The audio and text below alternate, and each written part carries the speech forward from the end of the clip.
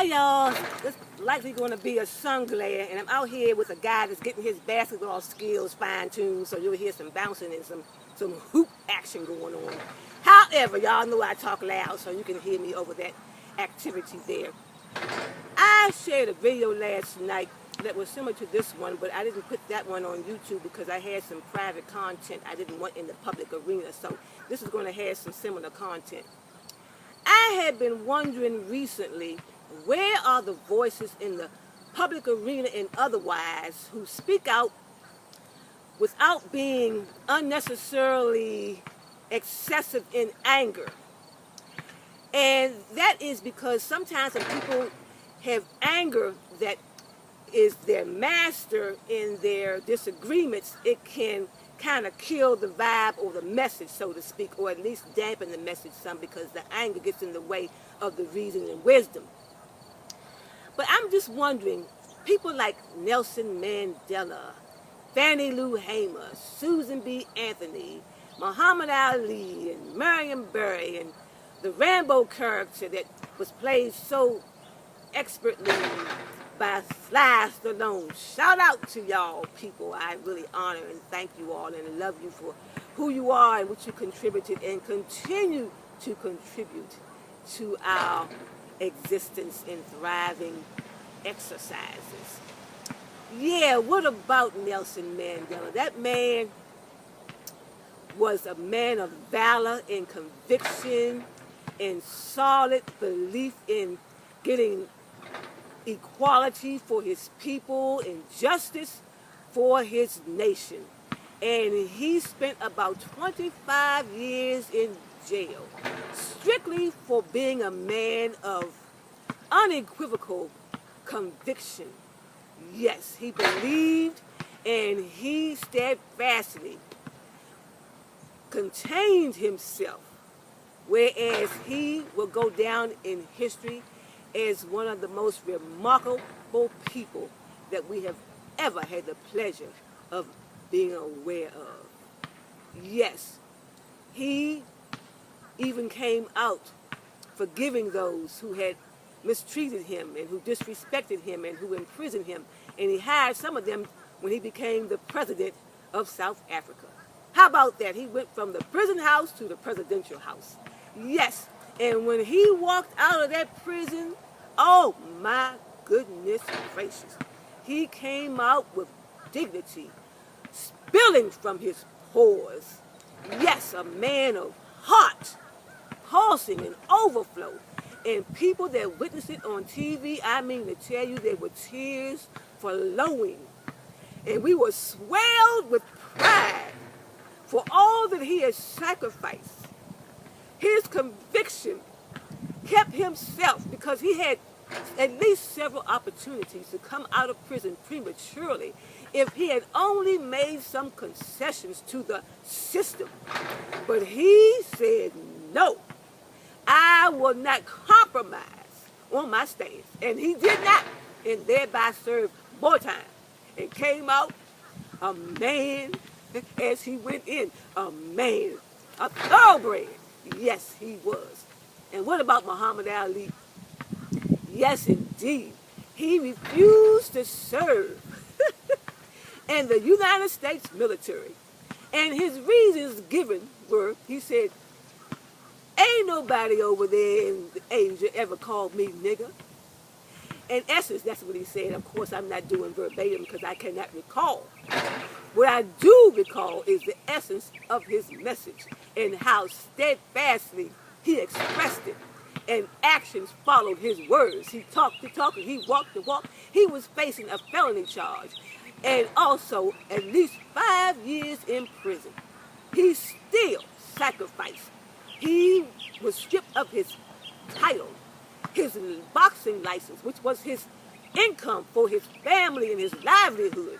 But he still refused to give up on what he firmly, stolidly believed.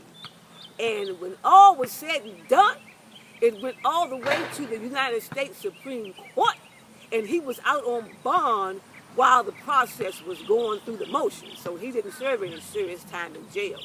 And he was supported by many And he spurred a movement of more courageous and valiant people coming forth with their convictions and beliefs being steadfast as well. He was a role model indeed. And then he came out after he went through all those processes, yes indeed, and became once again the heavyweight champion of the world. But he was not only admired for his boxing skills, but for his heart and how it beat with solid exercises and actions, and he transformed history by his stance. Yes. And what about Fannie Lou Hamer? She said she was sick and tired of being sick and tired. She risked and sacrificed her livelihood, her job, her home, because she wanted justice and equality for her people. Where are such voices today? And I don't mean the militant, too angry people who don't know how to exercise love and wisdom in the mix.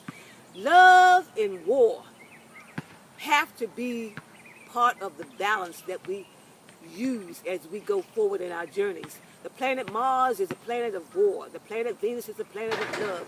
And we need both. Yes, we cannot successfully have balance if we don't exercise in perspective both of those quote-unquote channels. So we can't just be excessively angry and hurling insults and keeping hatred. That's being prisoners of our perceptions. We need to know how to administer justice actions. And yes, everybody's not going to be on board with courage and valor and being about conviction and steadfastly staying on board with what is in order.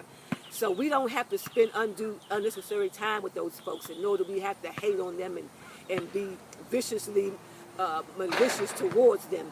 We don't want to trespass on their spiritual beliefs, and we will not allow them to trespass on ours.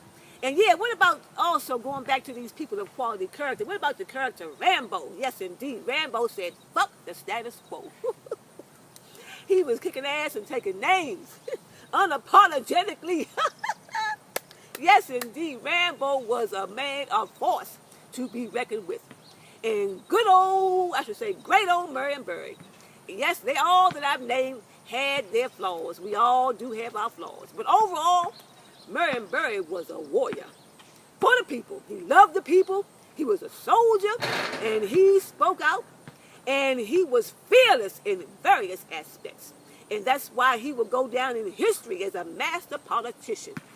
Worldwide, globally, there has never been a politician that can match how many times he was elected to various offices in politics, in spite of the fact that he was on TV court doing something that was considered indecent and unsavory.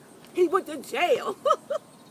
Who the hell else you know been to jail and got caught on TV doing the action that he was exposed as doing, and still got reelected? Not once, not twice. I don't know how many damn times it was, but it was more than about 4 or 5 times, I do believe. Y'all can look it up. But whatever the case may be, he is historic as a warrior politician and a man of the people, and with heart going and coming forward and backward, he spoke for the situations that were of utmost importance to order and justice and equality and economic benefits for the downtrodden, the elderly, the youth. He started the youth employment program in Washington, D.C., and it's still ongoing. Thank you. I salute Marion Barry. Yes, indeed, people. Susan B. Anthony, she sacrificed because she was a woman, and it wasn't common or popular then for women to have voices that spoke out as she did, but she did it anyhow, and now we benefit from some of her engagements.